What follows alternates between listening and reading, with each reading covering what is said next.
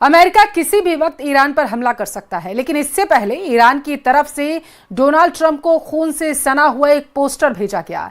Iran ने साफ कर दिया कि अगर ट्रंप ने ट्रिगर दबाया तो उसके 10,000 सैनिक पहले जवाबी हमले में मार दिए जाएंगे।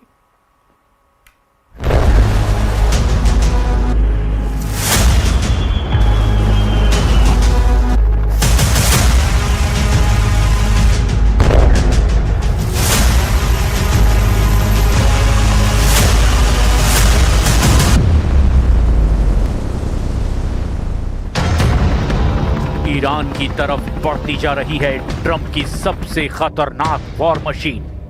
प्रशांत महासागर और हिंद महासागर की लहरों को काटते हुए अमेरिका का Abraham Lincoln carrier battle group Oman की खाड़ी के बहुत करीब है और इसके टारगेट पर है ईरान।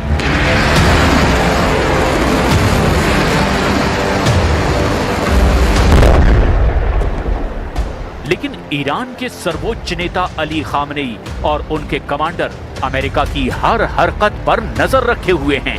ईरान के वॉर रूम में ट्रंप के कैरियर की लोकेशन बार बार अपडेट की जा रही है और यही वजह है कि ईरान ने अब अमेरिका के कैरियर को खत्म करने की कसम खा ली है, क्योंकि अली खामनेई की तरफ से ऑर्डर बिल्कुल क्लियर है। तेहरान के सबसे बड़े चौराहों में से एक मैदाने इनकलाब पर ये पोस्टर देखिए। पोस्टर ईरान की राजधानी में लगा है, लेकिन मैसेज अमेरिका के व्हाइट हाउस को दिया गया है। ये पोस्टर अमेरिका के झंडे की शक्ल में डिजाइन किया गया है। एक एयरक्राफ्ट कैरियर पर खड़े विमानों को तबाह हालत में दिखाया गया है और फिर इस एयरक्राफ्ट कैरियर की लहरों में लाल रंग बह रहा है, यानी अमेरिकी नौसेना का खून बह रहा है। पोस्टर पर फारसी और अंग्रेजी में लिखा है, जैसा बोओगे वैसा काटोगे। ईरान बता रहा है कि ट्रंप को ईरान पर हमला करने की गलती बहुत भारी पड़ेगी। अमेरिका का कैरियर बैटल ग्रुप ईरान को तबाह करने के लिए लाया जा रहा है। इसका इरादा डोनाल्ड ट्रंप बार बार जाहिर कर रहे हैं।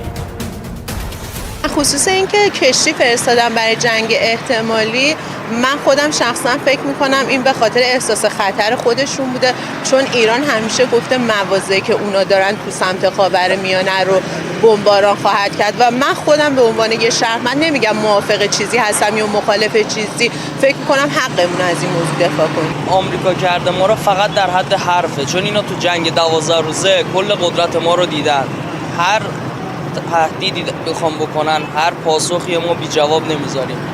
بدون شک سریع ایران پاسخ میده. ईरान को रोकने के लिए अमेरिका ने जो बड़े हथियार तैनात किए हैं, उनमें ऐसे वेपन सिस्टम शामिल हैं जो नई नई टेक्नोलॉजी से तैयार करके बनाए गए हैं। अमेरिका ने अपने 3 बड़े हथियार पश्चिम एशिया को कंट्रोल करने के लिए तैनात किए हैं। इनमें सबसे खास है B-2 बम वर्षक विमान। यह स्टेल्थ बम वर्षक ईरान पर हमले के इरादे से डिएगो गार्सिया से ऑपरेट कर रहा है।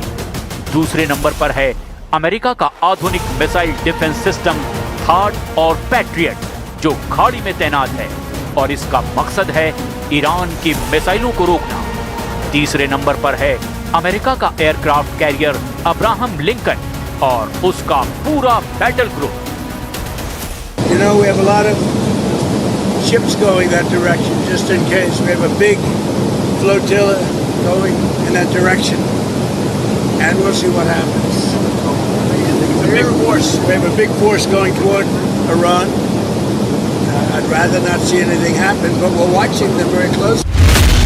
ईरान पर हमले के लिए अमेरिका ने जो बैटल ग्रुप तैनात किया है, उसमें क्या क्या है, अब उसे बहुत गौर से समझिए, क्योंकि ये दुनिया के सबसे आक्रामक ही नहीं बल्कि अमेरिका के लिए सबसे कमजोर कड़ी भी साबित हो सकता है।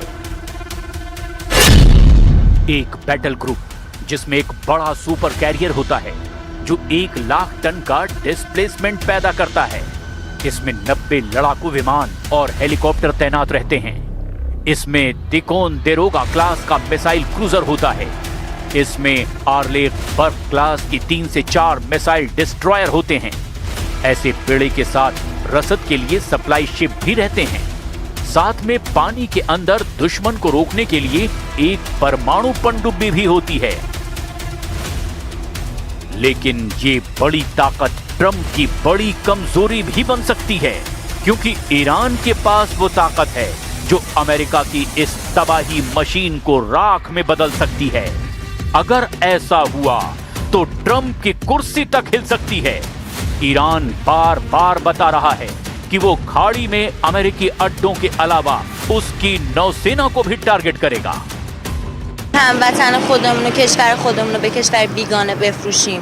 حالا شاید ما یه سری مشکلات اقتصادی داشته باشیم و روزامون رو واقعا به سختی بگذرونیم، ولی هیچ وقت نمیایم کشور خودمون رو به کشور بیگانه بفروشیم. به واسطه موقعیت خاص و ویژه‌ای که جمهوری اسلامی ایران در منطقه داره و گلوگاه انرژی به نوعی انرژی جهان در دست جمهوری اسلامی ایران هست و علل خصوص موضوع تنگی هرمز و بحث انرژی، قطعا دشمن حساب کتاب خواهد کرد و خواهد دید که دستاوردهایی که در نبرد احتمالی خواهد داشت با چیزهایی که از دست میده قابل قیاس نخواهد بود. من پیش بینیم این هست که فقط این شاخشونه کشیدن هست و جنگ اتفاق نخواهد افتاد.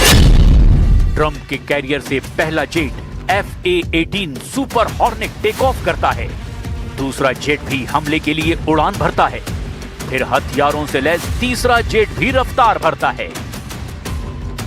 चौथा जेट भी 300 फीट लंबे रनवे से उड़ान भरता है। पांचवा जेट भी इसी रफ्तार से आसमान की तरफ बढ़ता है। छठे जेट की स्पीड और भी तेज है। इसका टारगेट भी ईरान है। फिर करीब से 7वें सुपर हॉर्नेट का टेक ऑफ। 8वां जेट भी इसी अंदाज में ऑपरेशन शुरू करता है। 9वें और 10वें जेट का वीडियो सामने से रिकॉर्ड किया जाता है। ये समंदर में ऐसा ऑपरेशन है जिसमें अमेरिका को महारत हासिल है। ऐसे सुपर कैरियर्स के साथ वो वियतनाम से लेकर इराक और अफगानिस्तान के बाद अब ईरान को मिट्टी में मिलाने के लिए तैयार है। पर सवाल ये है कि क्या वो इसमें कामयाब होगा या फिर अमेरिका एक बड़े ट्रैप में फंस चुका है। दुनिया के सबसे बड़े वॉर जोन यूक्रेन को लेकर एक ऐसी खबर है जिसने जेलेंस्की के पैरों तले की जमीन को खिसका दिया है। एक हफ्ते के अंदर रूस ने यूक्रेन के ऊपर 3000 से ज्यादा हमले किए। अगले 24 घंटे यूक्रेन के लिए बेहद गंभीर, क्योंकि -10 डिग्री तापमान में पुतिन के हमलों ने जेलेंस्की की सभी उम्मीदों को खत्म कर दिया है।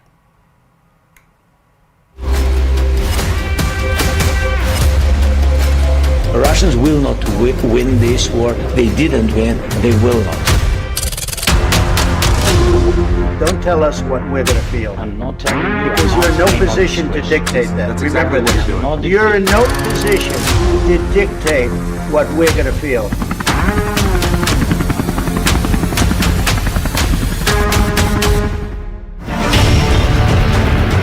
जब दुनिया वेनेजुएला में ट्रंप का तांडव देख रही थी, राष्ट्रपति मादुरो को अगवा करने वाला ऑपरेशन देख रही थी, जब दुनिया यूरोप को हराने के लिए ट्रंप का नेटो ब्रेक प्लान देख रही थी, ग्रीनलैंड को -10 डिग्री में गुस्से से उबलता हुआ देख रही थी, जब दुनिया ईरान में ट्रंप और नेतन्याहू के युद्ध का बंद आंखों से इंतजार कर रही थी, परमाणु कैरियर ईरान की तरफ बढ़ता जा रहा था। ट्रंप के खौफ में दुनिया इजराइल और अमेरिका का ऑपरेशन तेहरान देख रही थी। तभी पुतिन ने किया यूक्रेन पर ऐसा खतरनाक हमला कि जेलेंस्की को भी समझ आ गया कि अब उनकी राजधानी में 100-200 नहीं, 1000-2000 नहीं, बल्कि कीव में ऐसा युद्ध होने वाला है जिसमें 4 लाख से ज्यादा लोगों की मौत तो सामने नजर आ रही है। 4 लाख का आंकड़ा कैसे सामने आया है?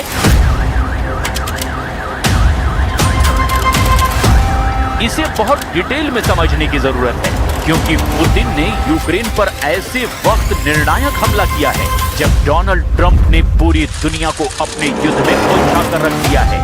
यूक्रेन की ग्राउंड रिपोर्ट में जेलेंस्की को डराने वाली ऐसी खबर है जिसने पुतिन का हौसला और बढ़ा दिया है। यूक्रेन की राजधानी कीव में 15% मकानों को गर्म रखने के लिए संसाधन खत्म हो चुके हैं। या यूं कहें कि कीव में तापमान -10 डिग्री से भी नीचे जा रहा है। तब वहां की 15% आबादी पर ठंड वाला बम फट चुका है। कीव में इन मकानों में रहने वाले करीब 4 लाख लोग मौत का सामना कर रहे हैं। 4 लाख लोग अगर रूस के धमाकों से बच भी गए तो ये कहर ढाती सर्दी और बर्फबारी इन 4 लाख लोगों को खत्म कर देगी।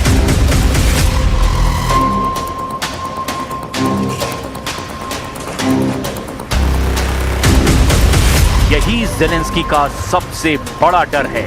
वो युद्ध खत्म करने के लिए यूरोप से लेकर अमेरिका तक दौड़ लगा चुके हैं, लेकिन ताज़ा कोशिशों के बावजूद पुतिन को रोकने वाली कोई तरकीब काम नहीं आ रही है। यूक्रेन की राजधानी में 1676 रिहायशी इमारतों में इस वक्त हीटिंग वाली सुविधा